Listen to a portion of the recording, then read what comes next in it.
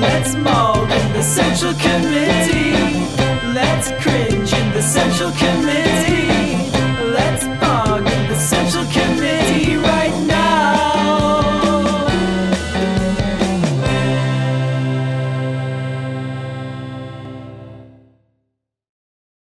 We're going to show you something.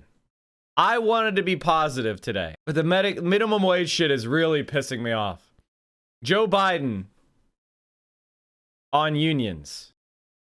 I've long said America wasn't built by Wall Street. It was built by the middle class, and unions built the middle class. Unions put power in the hands of workers. They level the playing field. They give you a stronger voice for your health, your safety, higher wages, protections from racial discrimination and sexual harassment. Unions lift up workers, both union and non-union, and especially black and brown workers. I've made it clear when I was running that my administration's policy would be to support unions organizing and the right to collectively bargain.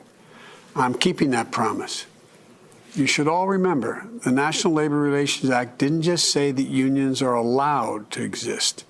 It said that we should encourage unions. So let me be really clear. It's not up to me to decide whether anyone should join a union. But let me be even more clear. It's not up to an employer to decide that either. The choice to join a union is up to the workers, full stop. Full stop. Today and over the next few days and weeks, workers in Alabama and all across America are voting on whether to organize a union in their workplace. This is vitally important, a vitally important choice as America grapples with the deadly pandemic, the economic crisis, and the reckoning on race.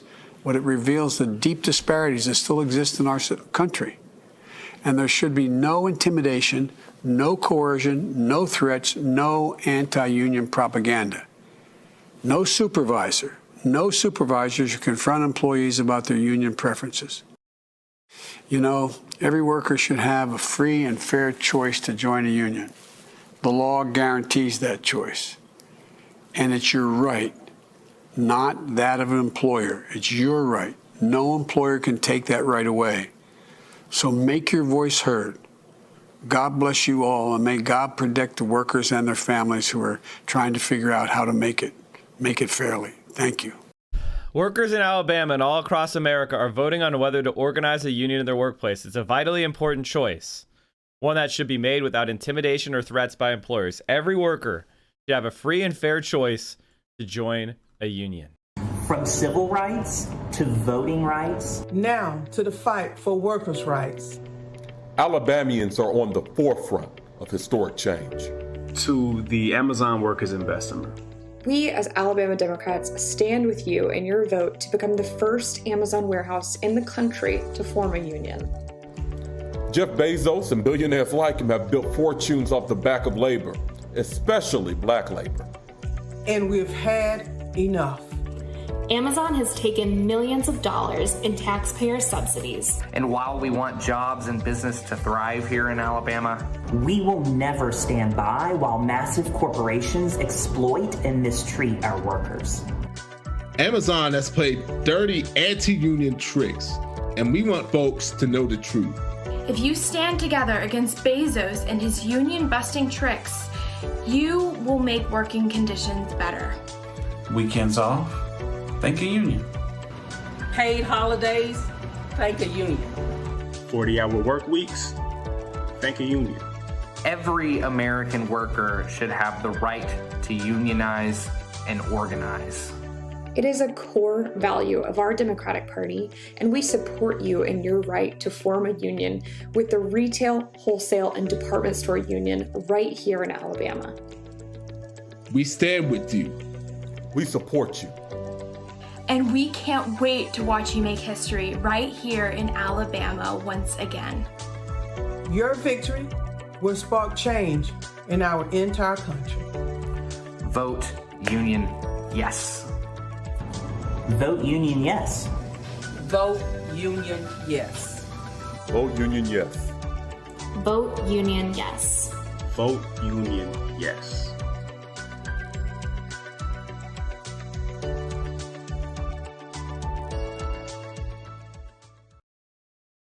Boy. Let me see, Botswalla. What do you got for me?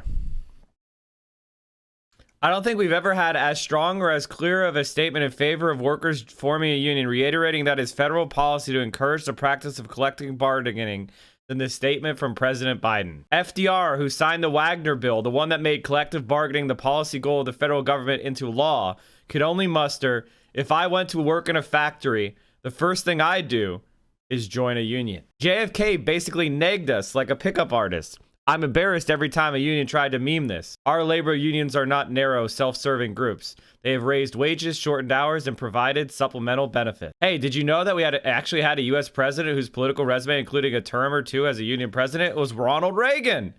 Even he offered a lame quote or two about unions being occasionally acceptable. Here he is eulogizing the most dangerous man in Detroit as someone who really wanted bosses and workers to get along. Eisenhower just sounded afraid of a movement at the height of its political powers. Only a fool would try to deprive working men and women of the right to join the union of their choice. Walter Reuther was one of the first major labor leaders to advocate that management and labor shift away from battling over wage and benefit levels to a cooperative effort aimed at sharing in the ownership of the new wealth being produced. He was looking far beyond the next contract. There's a story that Reuther was touring a highly automated Ford assembly plant when someone said, "Walter, you're going to have a hard time collecting dues, union dues, from all these machines." And Reuther simply shot back, "Not as hard a time as you're going to have selling them cars." Reuther was killed in a tragic plane accident in 1970, so he didn't live to see the passage of legislation sponsored by Senator Russell Long of Louisiana that provides incentives for employee stock ownership plans, or as we call them, ESOPs.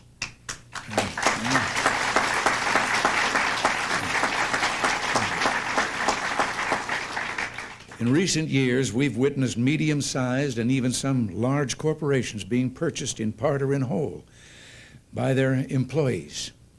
Weirton Steel in West Virginia, as has been mentioned here. Lowe's companies in North Carolina. The Milwaukee Journal. The Lincoln Electric Company of Cleveland, Ohio. And many others are now manned by employees who are also owners. The energy and vitality unleashed by this kind of people's capitalism, free and open markets, robust competition, and broad-based ownership of the means of production can serve this nation well. It can also be a boon, if given a chance, to the people of the developing world. Well, the founding fathers, Jefferson in particular, did not see economic and political freedom as the right only of the citizens of the United States, but the right of all people everywhere and for all time. So, I want to tell you that actually Joe Biden just did something that was actually decent? Question mark?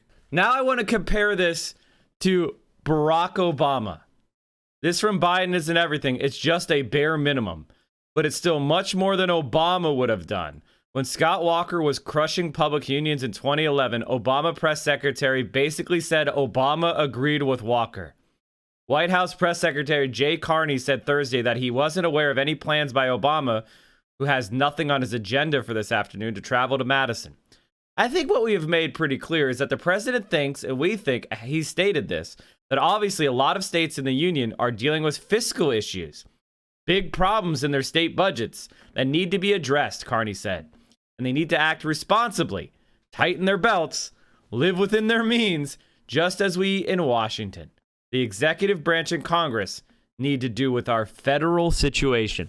I would challenge you to find a statement more pathetically right-wing than this. Barack Obama was a horrific fucking loser. Holy shit, he sucks. Holy fucking shit, he sucks.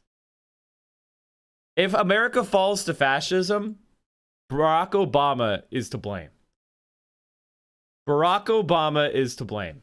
He squandered a once-in-a-lifetime opportunity for fundamental change and got nothing done. Absolutely nothing fucking done. What a loser. What a mediocre, pathetic fucking loser. I hope you enjoy your Netflix show, you pathetic fucking fraud. Imagine being president of the United States as a young man and then spending the next couple decades making TV shows. What a goddamn loser. What a pathetic fucking loser, dude.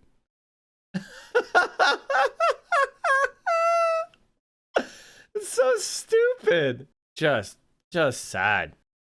Biden hails Amazon workers pressing to unionize in Alabama, an unusual sign of support. The president tweeted a video calling out warehouse workers in the process of voting to determine whether they were represented by retail, wholesale, and department store union. President Biden gave Amazon warehouse staff in Alabama fighting to join a union their biggest support yet, tweeting a video Sunday night saying workers should be able to make their decision in the election without pressure from the company. More than 5,800 workers at an Amazon warehouse in Bessemer, Alabama are in the middle of a 7-week voting period to determine whether they want the retail, wholesale, and department store union to represent them. Although Biden didn't name Amazon in the video, he made it clear he supports the union drive. Today and over the next few days and weeks, workers in Alabama and all across America are voting on whether to organize a union in their workplace. And he exhorted employers to refrain from taking any sort of steps that might pressure workers from supporting a union.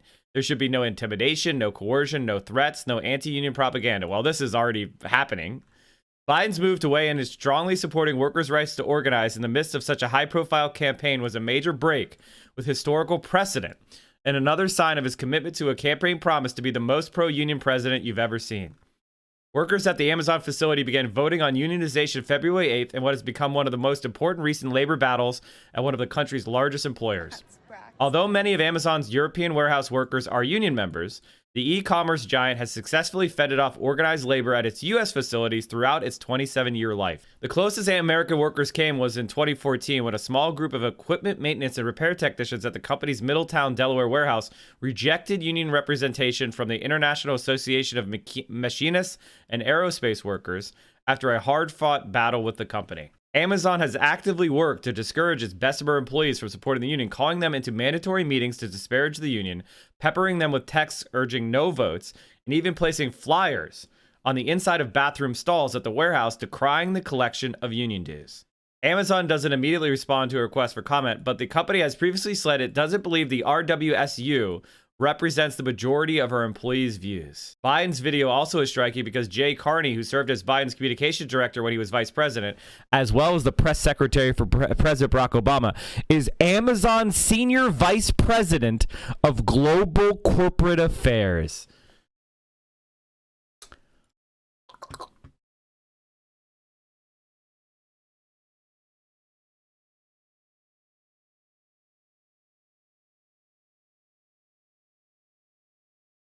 Union supporters encouraged Biden to get involved in the union campaign. In early February, staffers at the new media advocacy outlet called More Perfect Union told White House Chief of Staff Ron Klain in a phone call that Biden should speak out on behalf of the Amazon union drive. The group again urged Biden to do so last week. About 36 organizations and unions such as Unite Here and the Association of Flight Attendants sent a letter last week urging the president to voice solidarity with Amazon workers. We haven't had this aggressive and positive of a statement from a president of the United States on behalf of workers in decades, said Aziz Shakir, a former senior aide to Senator Bernie Sanders and the founder of More Perfect Union, which has released a series of videos on the Amazon unionization drive. It is monumental that you have a president sending a message to workers across the country that if you take the courageous step to unionize you, you will have allies in the administration, the National Labor Relations Board, and the Labor Department. It means a lot. The union trying to organize the Amazon workers expressed gratitude to Biden on Sunday night. As President Biden points out, the best way for working people to protect themselves and their families is by organizing into unions. One historian called Biden's decision to send such a strong message of support for workers amidst a tense campaign to unionize a potentially watershed moment. It's almost unprecedented in American history, said Eric Loomis, a labor historian at the University of Rhode Island. We have the sense that previous presidents in the mid-20th century were overtly pro-union, but that really wasn't the case. Even FDR never really came out and told workers directly to support a union. Lomas said the video was a sign of the ways the Democratic Party has moved to the left on issues of economic justice in the past decade. It's a signal that the Biden administration is listening to the left flank of the Democratic Party, he said. It's governing like liberals have wanted a Democratic president to govern for a long time. He's not Bernie Sanders, but he sees where the Democratic Party is, and he's moving in that direction as quickly as is politically feasible. Bullshit. As a comparison, some pointed to a statement made by Carney when he was Obama's press secretary in 2011, in which he seemed critical of teachers' unions in Wisconsin as they struggle with Republican Governor Scott Walker. Pathetic. Biden has taken a number of other steps that have pleased labor advocates and liberals on issues around worker power in his first few weeks in office. He fired Peter Robb, a Trump appointee at the National Labor Relations Board, the agency that oversees union elections, who was seen as a major antagonist of union campaign. His incoming labor secretary, Boston Mayor Marty Walsh, has a strong union background, having risen to prominence in a city through a local union chapter. Other high-profile appointees, such as Jennifer Abazirio, Biden's pick to replace Robb, have also come from the world of organized labor. And union groups and liberals are still hoping that the administration will lend its weight behind the push to pass Protecting the Right to Organize Act, an ambitious set of pro-union and worker labor overhauls that passed the House last year, but whose political fate is unclear in the closely divided Senate.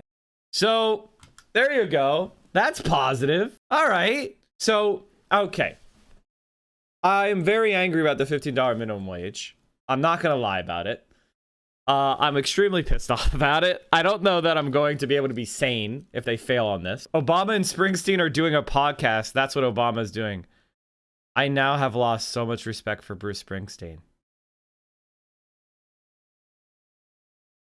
I have lost so much respect for Bruce Springsteen.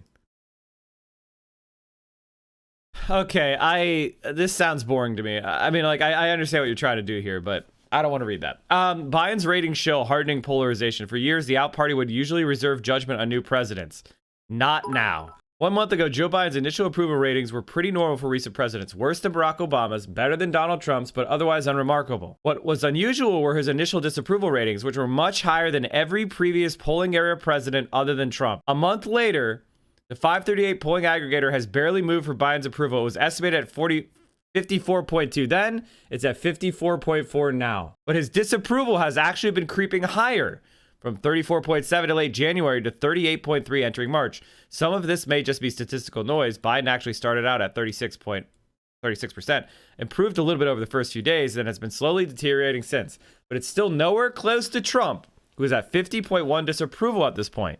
But he's far higher than all other polling era presidents. As I said a month ago, this is almost certainly about polarization, not Biden. At one point, approving a new president was almost a default setting.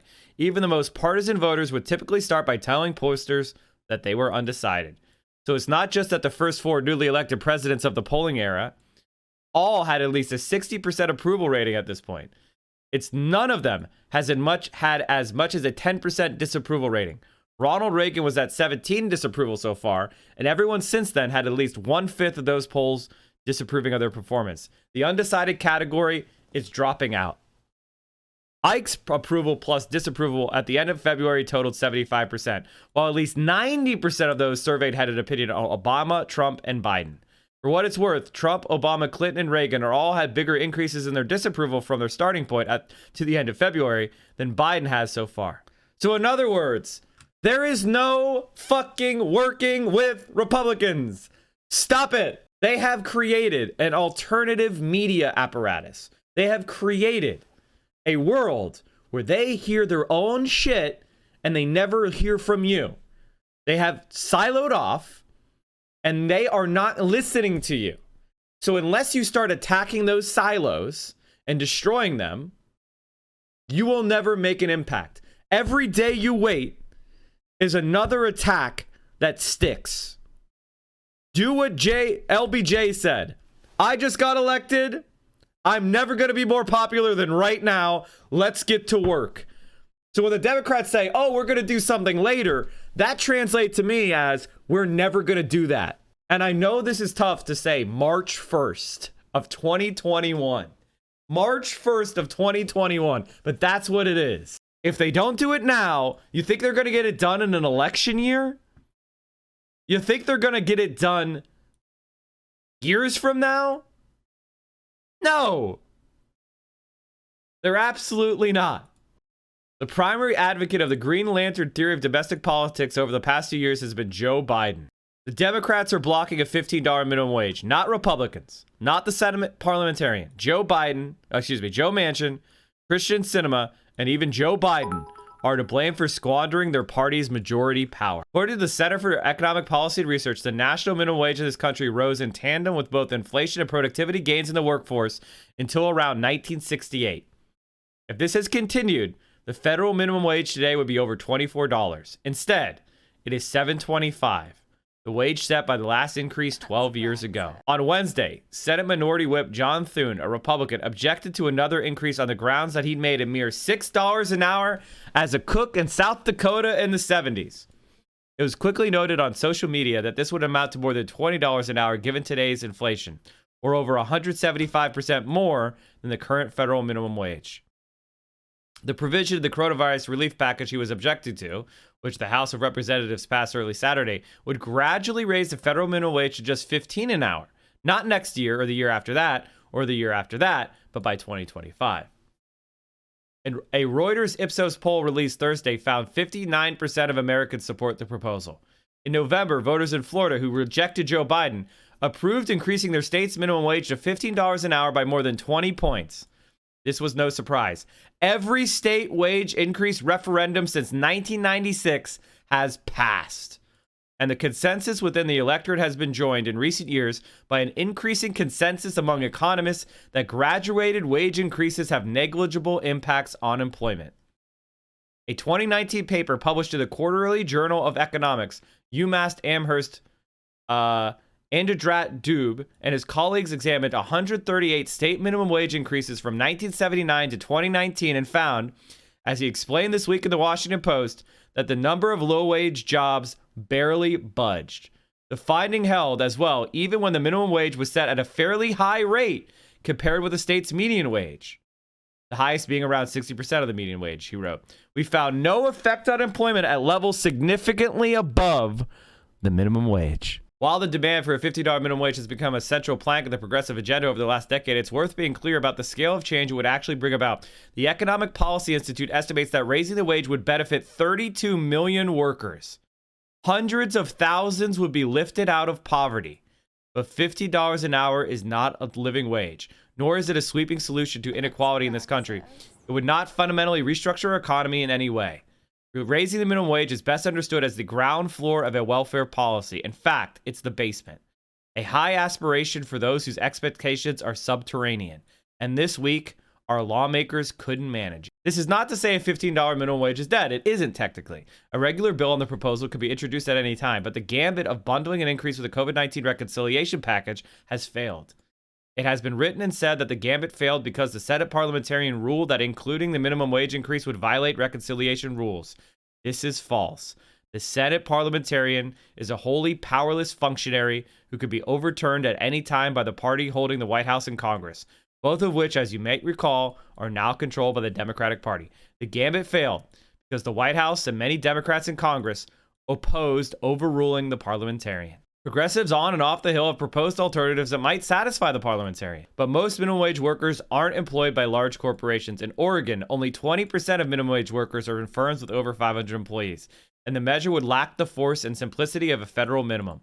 Policy minds who've examined what Wyden has slapped together, including Dube, have been puzzling over whether or how exactly it might work. The reality is that Senate Democrats don't have 50 votes for broadly and significantly raising the minimum wage, either directly or through some hastily jerry-rigged tax scheme. Arizona's Christian Sinema and West Virginia's Joe Manchin would have killed the increase even if the parliamentarian had approved it, and would have killed it even if Kamala Harris had been willing to override the parliamentarian to include it in the reconciliation package. Maybe. We don't know. We don't know. I'm going to disagree with the author here. We don't know. We actually don't know. Maybe they would have voted against the whole thing and brought it down. I don't know. I doubt it. But who knows? If the $15 minimum wage is resurrected in a regular bill, their opposition to eliminating the legislative filibuster will kill it before the two of them even have a chance to kill the proposal on substance in an up or down vote. Some have argued all of this absolves the Democratic Party as a whole of responsibility for the proposal's fate. But as long as Sinema and Manchin remain in opposition to it, it will plainly and literally true that a $15 minimum wage increase is being blocked by Democrats. What is Joe Biden's role in all of this? Well, he's the president of the United States. One of the perks of being the president of the United States is the platform the position offers him in communicating with voters. most of whom support raising the minimum wage, and some of whom live in Arizona and West Virginia. One thing Biden might have said to voters in any of the domestic policy speeches and public statements he's made over the past month is that the minimum wage and other policies are more important than the Senate's rules, and that the Senate's rules should be changed to pass them, potentially giving Manchin and Sinema, who do not really care about raising the minimum wage but do care about being reelected, an incentive to support raising the minimum wage and changing the Senate's rules. Not because voters would have been persuaded by Biden to support a policy they didn't already support. A president's power to actually change the public's mind on something is limited, but because the salience of an already popular policy and the obstacles to it would have deepened. Biden did not do this, primarily because he, like Manchin and Sinema, does not believe that the U.S. Senate should be an institution where Democrats can easily pass a policy agenda supported by the majority of the American people. That is a bad position. It has been argued that even if Joe Biden were to adopt the alternative position that the Democratic Party should be able to pass a policy agenda, and even if he argued the same to voters, he might nevertheless fail to getting Manchin and Sinema to agree with him. That is correct. It is, though, incumbent upon Biden to try to persuade members of Congress. This opinion has evidently been the subject of some controversy on social media in recent days. The Green Lantern theory of domestic politics, if Dems just had the will, they could make it happen, is such an incredible nonsense. The author James Sawicki tweeted on Tuesday. What pressure can Biden apply from the bully pulpit to change Joe Manchin's mind? A good question, and the answer may well be none. But the primary advocate of the Green Lantern theory of domestic policies over the past 2 years has actually been Joe Biden. The central policy argument of his campaign, repeated throughout primaries in the general election, was that he, alone among all Democratic contenders, would be able to win Republican support for his agenda on the basis of character and his skill at leveraging personal relationships built over nearly half a century in Washington. By implication, conservative members of his own party weren't to be worried about. But by now, just over a month into his term, it should be clear even to those who bought into this extraordinary lie that conservative Democrats are the ones running the show. If it really is the case that Manchin and Sinema can't be won over, we should come to an important conclusion. Congressional politics is mostly a fraud. Over the past year, many have found the size and design of the coronavirus relief packages Congress has put together encouraging.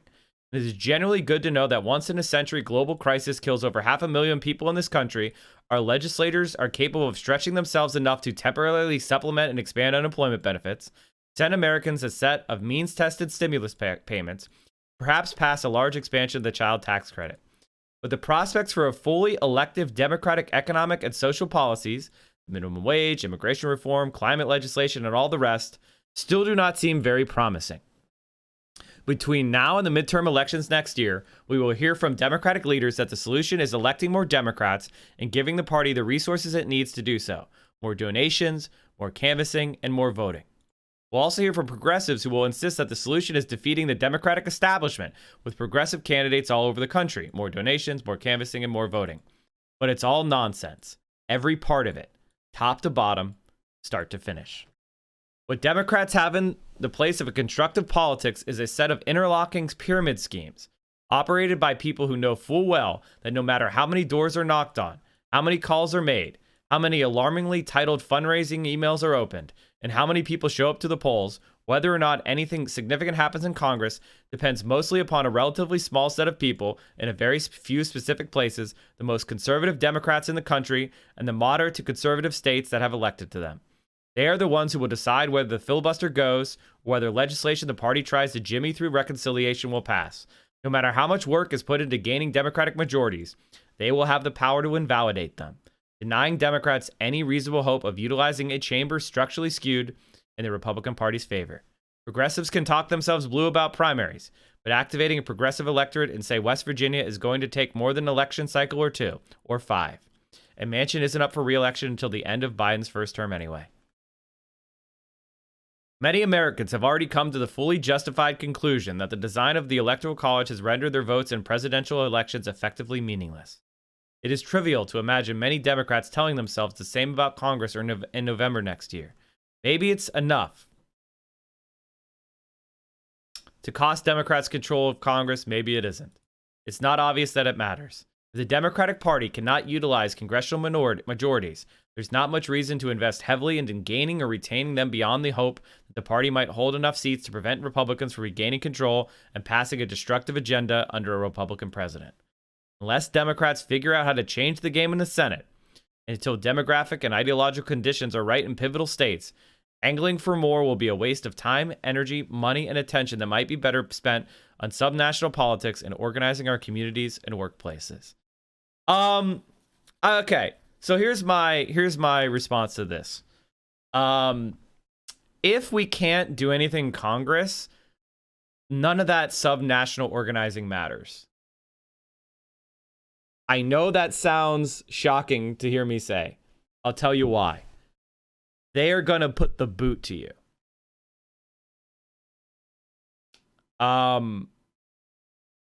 You're not going to be able to organize your workplace if they repeal the National Labor Relations Act. You're not going to be able to get recognized as a union. You're not going to be able to advocate for voting rights if they gerrymander every single state legislature so that it doesn't matter. You're not going to be able to get police reform if every single state legislature passes a law preempting you from defunding your cops at your city level.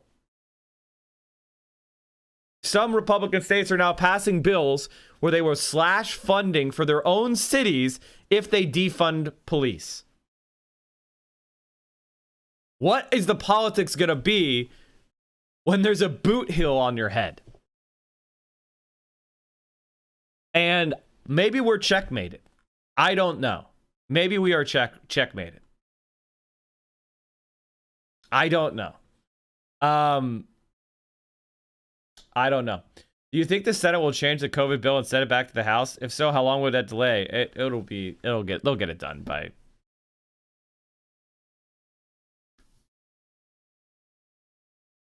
Sam Cedar was proposing increasing the minimum wage to $15 in all states besides West Virginia and Arizona to force Manchin and Sinema to vote for it.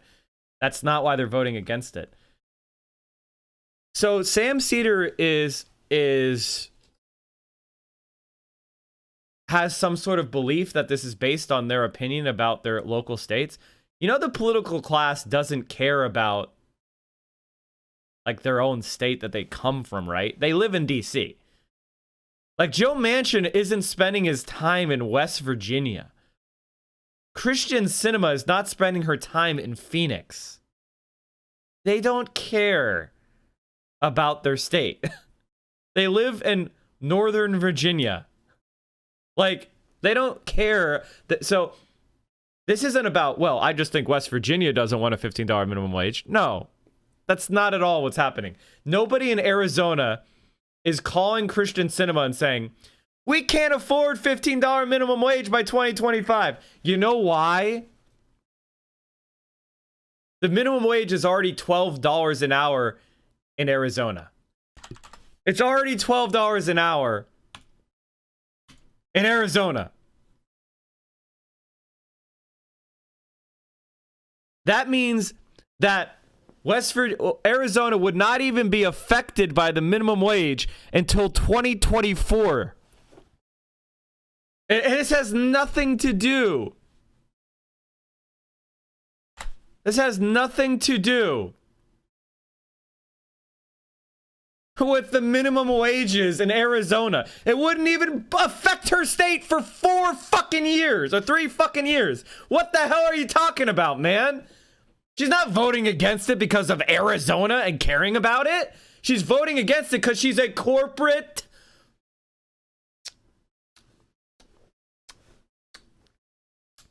Don't want to be a sexist. She's a corporate supplicant. A corporate shill. It has absolutely nothing to do with some sort of local politics. So if they put in a provision saying West Virginia and Arizona are exempted, they would vote against it and say, because it's bad for the country. It's bad for the country. Because they don't live in Arizona. They don't live in West Virginia. They live in Northern Virginia. Got it? So that proposal, I don't know what the hell. First of all, would that even be legal? Maybe that would be legal. But come the fuck on. Yes, those people vote for Joe Manchin. The people in New Jersey, New York don't vote for Joe Manchin. The people of West Virginia does. So what's your argument? My argument is the idea that if we put a provision in the minimum wage exempting Arizona and West Virginia, that would induce them to vote for it. They wouldn't vote for it because they're not voting for what's good politically or for what's good for their state. They're voting against it because they're corporate shills. They are dinos. They are Republicans. They don't believe in democratic agenda. That's why. So any kind of provision that exempted their states wouldn't induce them to vote for it. Because you're misunderstanding what their motivations are. A bunch of my conservative friends think $15 an hour will raise gas prices. The U.S. Chamber of Commerce calls them up and tells them what to do, and they do it. You've got it right, Panda Dog. You've got it right, Panda Dog. Congratulations. You have figured out how Christian cinema and Joe Manchin work better than many, many, many, many political commentators. It is pathetic and sad that I have to explain this, but it's fine. That's my job. That's my job. We do politics here every morning starting at 10 a.m. 10 a.m. Eastern, 7 a.m. Pacific. You can watch us here on Twitch. We're the morning guy. The morning politics guy. Politics Frogs in every single day. Same time, 10 a.m. Day in, day out. And we carry you through your morning and early afternoon politics needs. And if you need more, Mike from PA, we have a YouTube channel. We talked about suburbs, the My Pillow guy, Ted Cruz. We talked about DSA. Amazing. Making fun of Tim Pool. Amazing. Look at all of these amazing videos. Get in there, watch them. We have me on Twitter. You got to follow me on Twitter, chat. I'm at 20,614 subs. That means I got like 40 followers on Twitter in the last day. You can do better than that. You can do better than that. Go follow us on Twitter. And of course, join the Discord, where we have an incredible community of left-wing streamers. We have left-wing community. We talk about the stream. We talk about politics. There's gaming content. It's a really awesome, supportive place. Direct action, mutual aid. And you can just let off some steam. And also, you can help produce the show. One of the things I do is I look at the links that are put into the news content suggestions chat room on the Discord. Join the Discord, come hang out, and maybe what you want me to talk about will be part of the next show.